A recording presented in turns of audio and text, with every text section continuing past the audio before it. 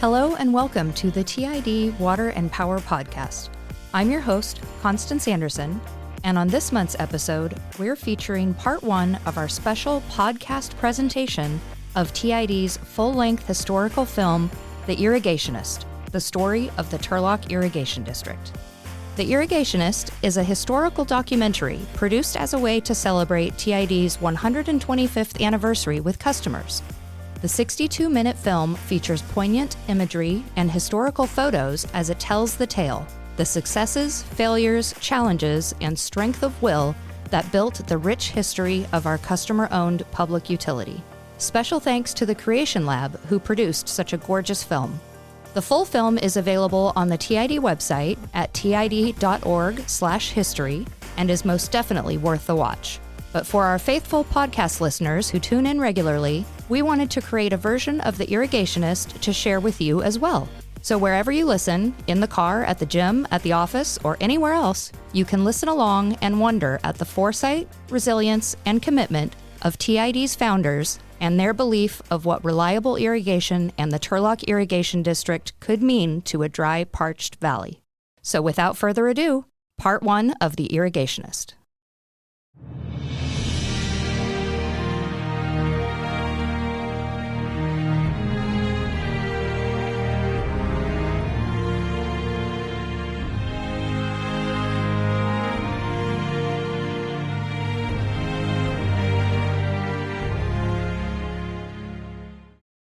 The land between the Tuolumne and Merced rivers lies in the heart of California's 400-mile-long Central Valley.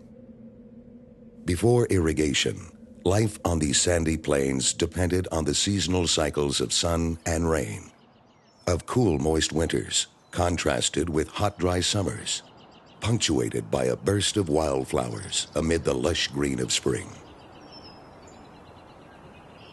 For centuries, it had been the land of the Yocut, but it was transformed almost overnight by the discovery of gold. 49ers passed through the valley on their way to the mother lode. The little settlements along the valley rivers followed. Ranchers began grazing cattle on the grasslands, nearly wild steers that could look out for themselves. In 1867, a rapid transition from grazing to grain farming began south of the Tuolumne. Wheat was California's first great agricultural bonanza. This was large-scale, mechanized farming.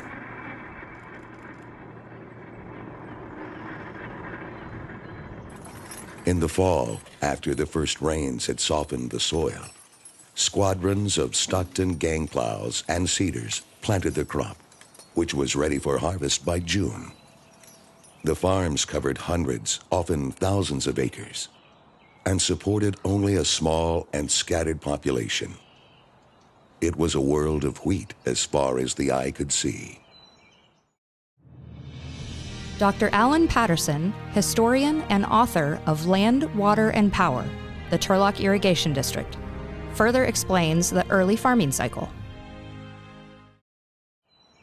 This was a dry farmed crop. The soil was tilled and the wheat was planted in the fall after the rains had softened the ground.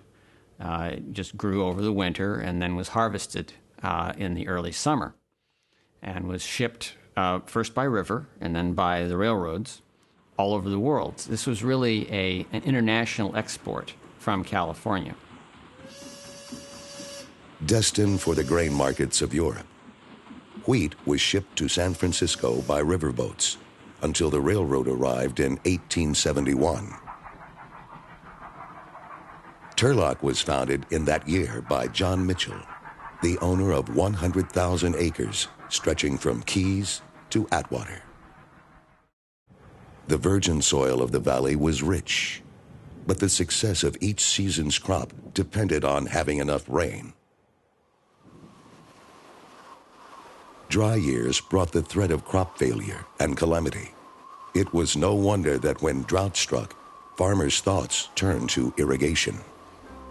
Well, originally irrigation was discussed in the Turlock area just about every time there was a drought. somebody would say, wouldn't it be good if we could irrigate? Irrigating the wheat, of course, was probably not the highest use for the water, and it was not really anything that took a hold. Because of the cost, there'd be a slight enthusiasm, and then it would go away. The history of irrigation on the plains south of the Tuolumne began long before the wheat era with Silas Wilcox, surveyor for the newly formed Stanislaus County.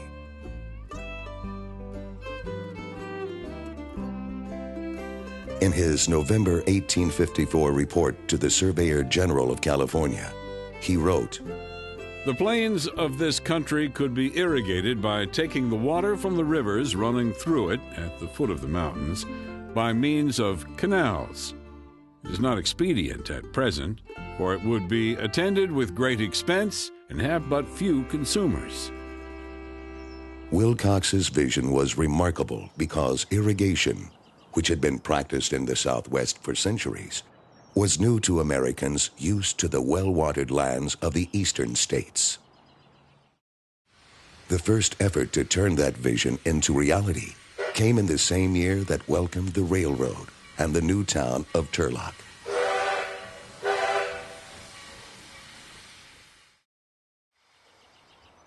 (1871) found the area suffering from an extended drought. A group of investors formed the Tuolumne Water Company and offered to sell water from private irrigation canals. But the price was more than the farmers could afford. Undaunted, the company built a sturdy timber dam 30 feet high near LaGrange. As the first step in an irrigation system it was confident would one day prove profitable. The 1870s saw several more attempts to bring water to the plains, but a lack of funding put a quick end to all of them. Despite those failures, the idea of irrigation had begun to take root.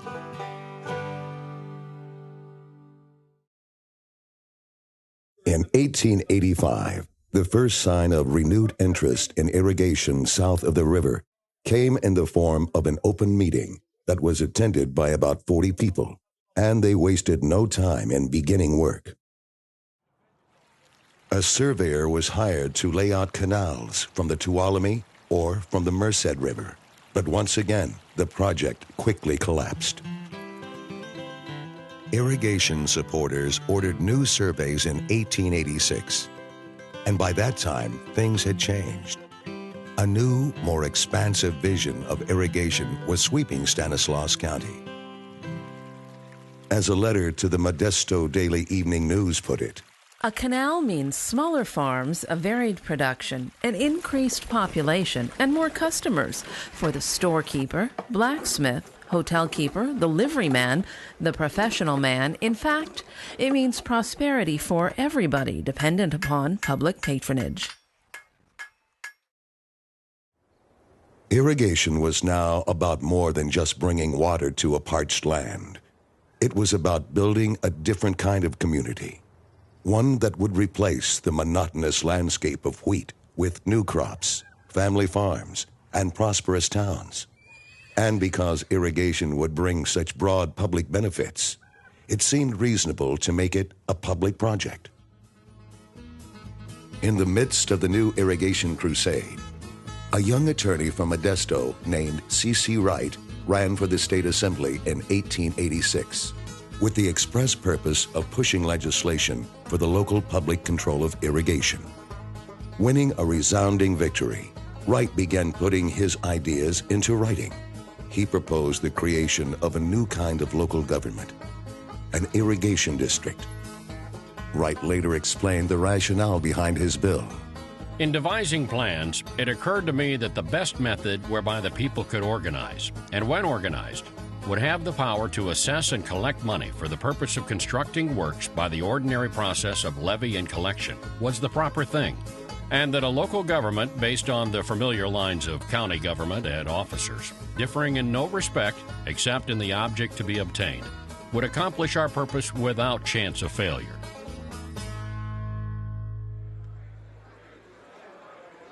It was the charter for an irrigation community in which all voters, not just landowners or irrigators, would have a voice and in which all would have a financial stake.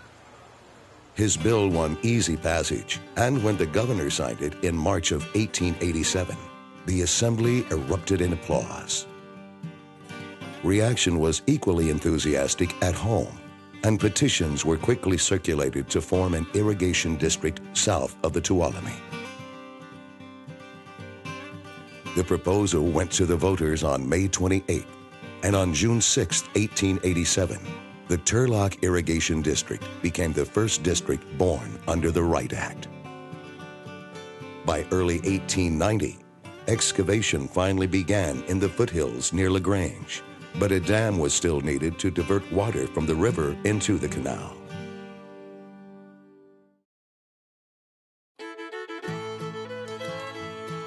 In the 1870s, M.A. Wheaton, a San Francisco attorney, had acquired all the assets of the old Tuolumne Water Company, and with it, the timber dam at LaGrange.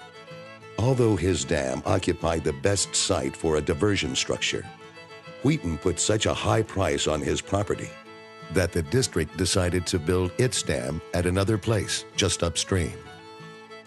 Having failed to make a deal with TID, Wheaton sold his dam to the Modesto Irrigation District, which had been formed on the north side of the river just a month after the Turlock District. Talks between the two irrigation districts and Wheaton culminated in an agreement to buy out all of Wheaton's interests on the river and build a joint dam at the site to serve both districts. LaGrange Dam itself is a simple overpour dam. Its only purpose is just to raise the level of the river high enough to enter the canals at a level which will allow them to enter the districts at the edge of the foothills for irrigation. You needed to raise the water from the bed of the river over 125 feet. So LaGrange Dam is a 127-foot dam. It's built out of rubble masonry. It's just boulders quarried in the canyon, dressed with rough stones. It's all set in concrete. In fact, the only thing the districts had to haul into the area to build the dam was the cement. Everything else was mined there on the site. Construction started about 1891. It was completed at the end of 1893. At the time it was constructed, it was the highest overpour dam in the world. The August 9, 1890 agreement was about more than the construction of a dam. The Turlock and Modesto districts also agreed to divide the water diverted by the dam in proportion to their respective acreages and to share any future projects on the river on the same basis. It was a permanent partnership for the development of the Tuolumne River.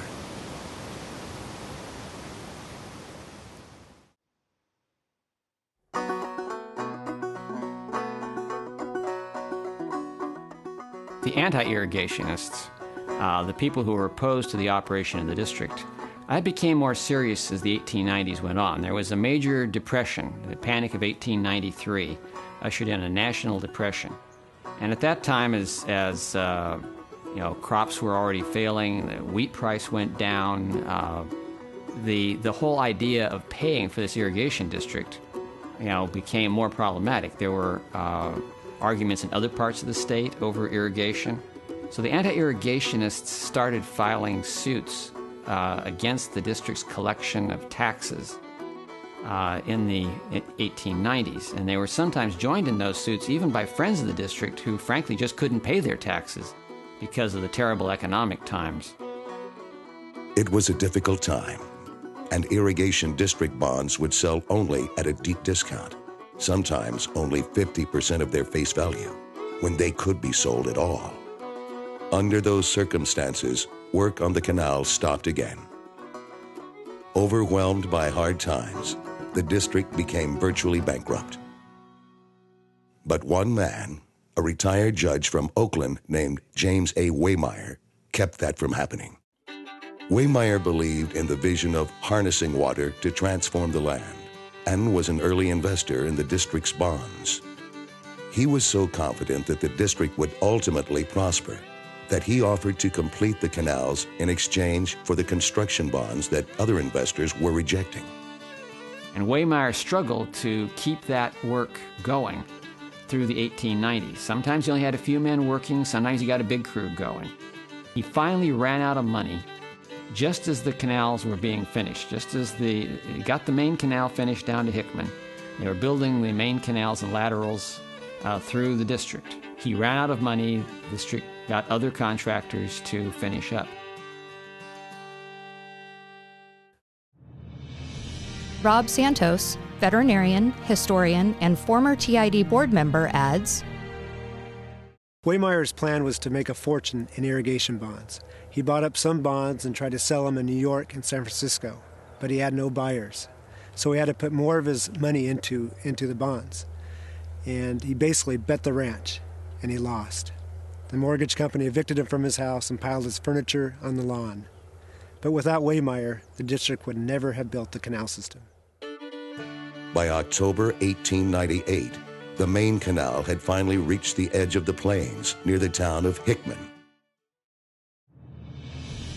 Scott Atherton, historian and vice president of the Turlock Historical Society Museum, expands on the group effort needed to bring irrigation to the area. When the canal system reached Hickman, again, there was a delay. Men walked off the job. They weren't getting paid. So Horace Crane came in with the help of others, of course, and also with Lewis Hickman. And they brought out all their own equipment and used their own horses, scraping equipment, and dug these canals.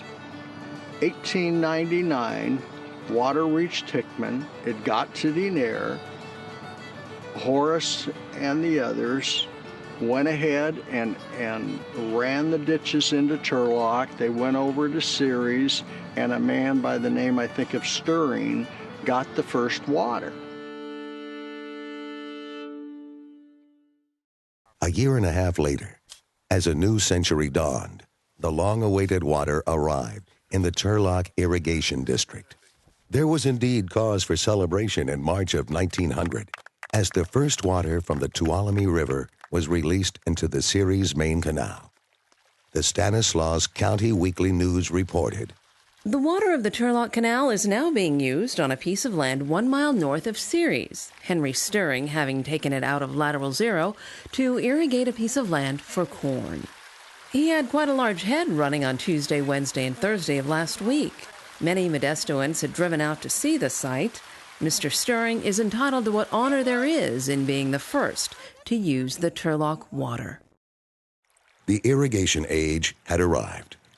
Mr. Stirring was one of the first newcomers attracted to the area by the promise of water, and thousands of others soon followed. It wasn't long before water was flowing into Turlock, and one of those first farmers to receive water was Henry Gear. And Henry Gear planted approximately 20 acres of alfalfa.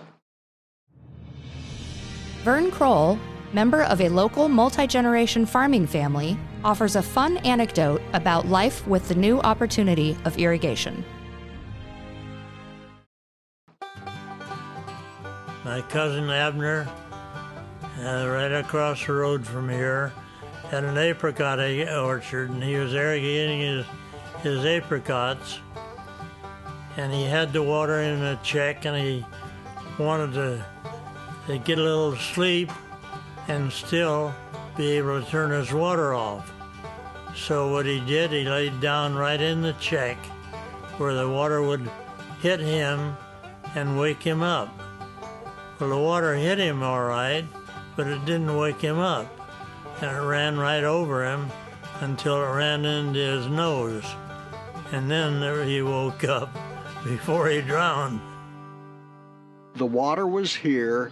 Now, the challenge was to go ahead and try to get settlers here to look to see what the potential was and to sell it, which that was a whole other ball game. The worn-out grain ranches were broken up into 10, 20, and 40-acre parcels. One real estate promoter claimed that the Turlock area offered the cheapest good land and the best cheap land in California. The landscape that greeted the settlers when they arrived by train in Turlock was what we would probably refer to as bleak. I mean, these were worn-out grain fields. They were, in the summer it was hot, dry stubble. After people started cultivating the soil, as the farmers did who first arrived for irrigation, that loose soil blew in huge clouds of dust, sandstorms. There are stories of real estate agents taking people out to show them this wonderful property and being lost in sandstorms. That's probably not the best advertisement you're going to find. It was a dry place, except for these irrigated farms. And as you got more irrigated farms, it became easier to promote the land because you had an example of what an alfalfa field would look like, what a new peach orchard would look like, what a vineyard would look like. In just the first 10 years of irrigation, the number of taxpayers in the district rose from only 313 to more than 2,000. Farm by farm, the landscape around Turlock was transformed into bright green fields of alfalfa, interspersed with beans and corn and peach and apricot orchards.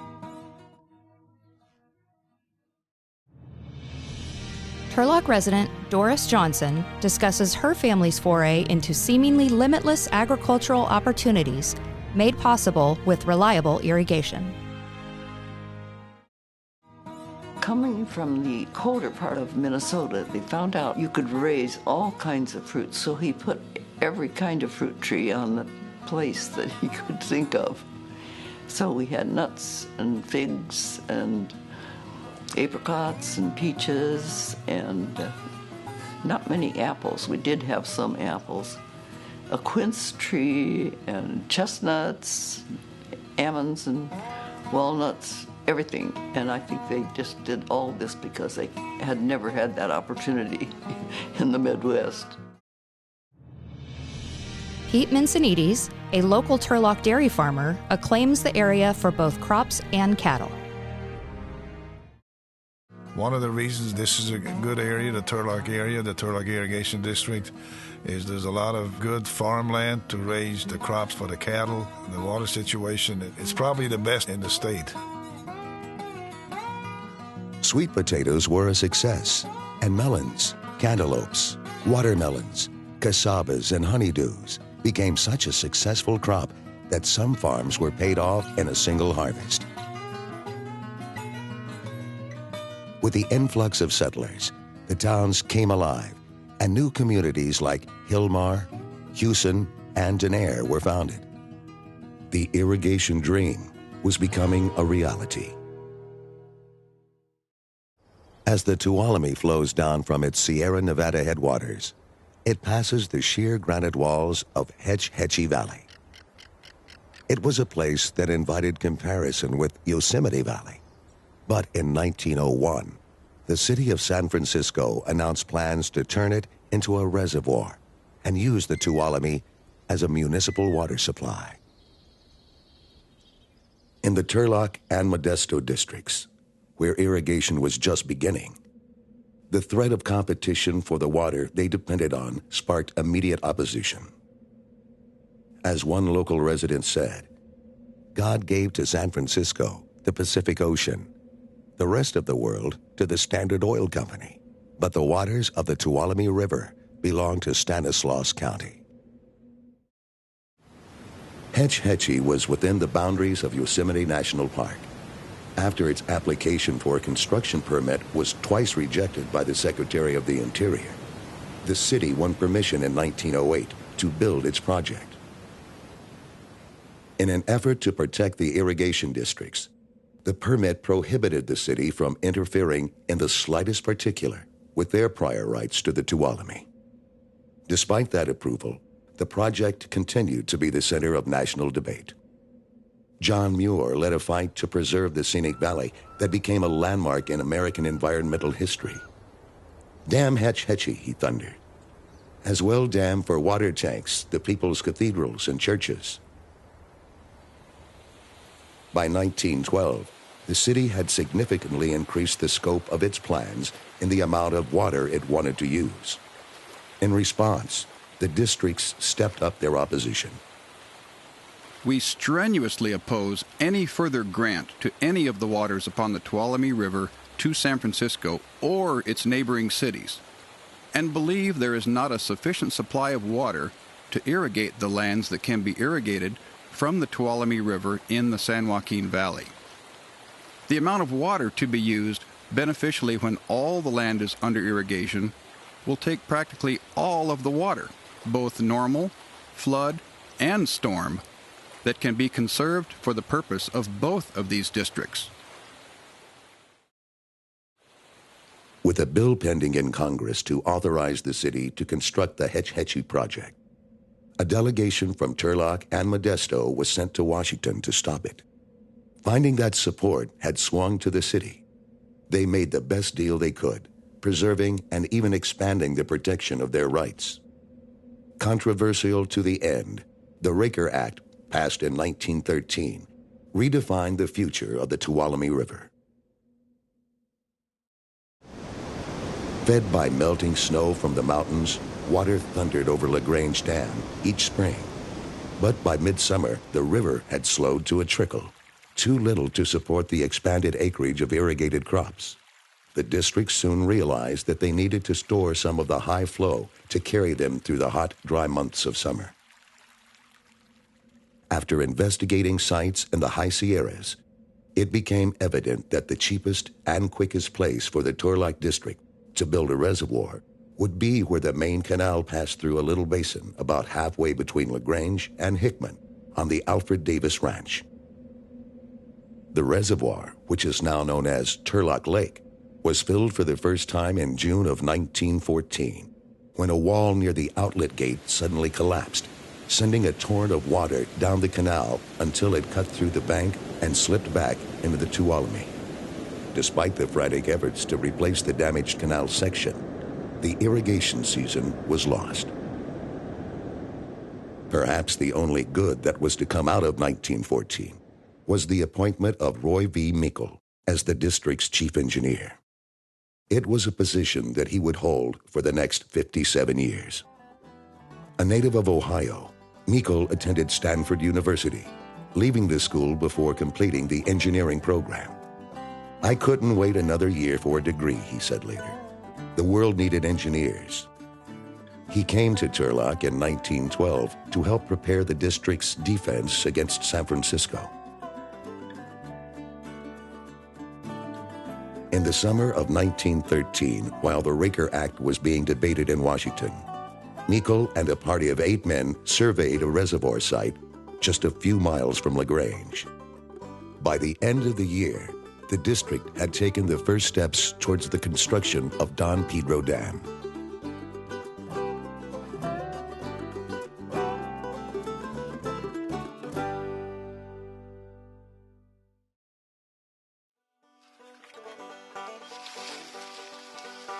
Gold seekers arrived in the oak and grass-covered hills along the Tuolumne in 1848. It is said that a Frenchman named Pierre Saint-Sevier, known to his Spanish-speaking friends as Don Pedro, left the remote canyon with a fortune in the precious metal. Don Pedro's bar was one of the richest of the Tuolumne River mining camps, and in its brief heyday boasted 2 hotels and a notorious fandango hall. By the 1860s, the gold had run out and the town was abandoned. After drawing up the initial plans for the Don Pedro Dam, TID acquired land in the reservoir area, and in 1919, the Turlock and Modesto districts signed an agreement for a joint construction and operation of the project. Turlock's share, based on the acreage in the 2 districts, was fixed at 68.46%. Faced with bids that were higher than expected, the districts decided to build the dam themselves, with Meikle as chief engineer of the construction project. They built a railroad branch to the site and set up a camp on the hills above the river to house the hundreds of workers that would be needed. It was a small city with bunkhouses for the bachelors, tents for the married men, a 10-bed hospital, a 400-seat mess hall, and a recreational hall. Ground was officially broken on June 25, 1921. 2 mammoth cement mixers began to make more than 1,000 cubic yards of concrete a day. The district's boards ordered their engineers to proceed on their own to construct the dam. And that's an amazing thing. Usually you use a construction company, a big contractor, to come in and organize all the people and the supplies and so forth that it takes to build a big project. But the districts did it all themselves, with Meikle as the chief engineer, not only of Turlock Irrigation District, but of the dam construction project, which was done on time and within budget, and was completed in 1923. So you have this remarkable situation where districts that had only been delivering water for around 20 years built the tallest dam in the world by themselves without a contractor, on their own totally, on time and on budget. It was really remarkable.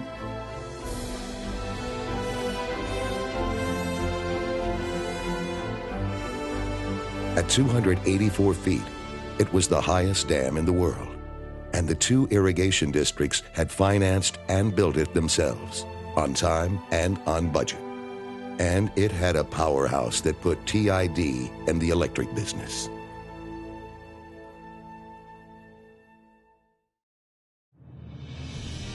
Please join us next month for part 2 of Turlock Irrigation District's The Irrigationist. Thank you for tuning in to the TID Water and Power Podcast. You can find TID on Facebook at facebook.com/TurlockID, on Instagram at TurlockID, and on LinkedIn as the Turlock Irrigation District. I'm your host, Constance Anderson. We'll see you again next time.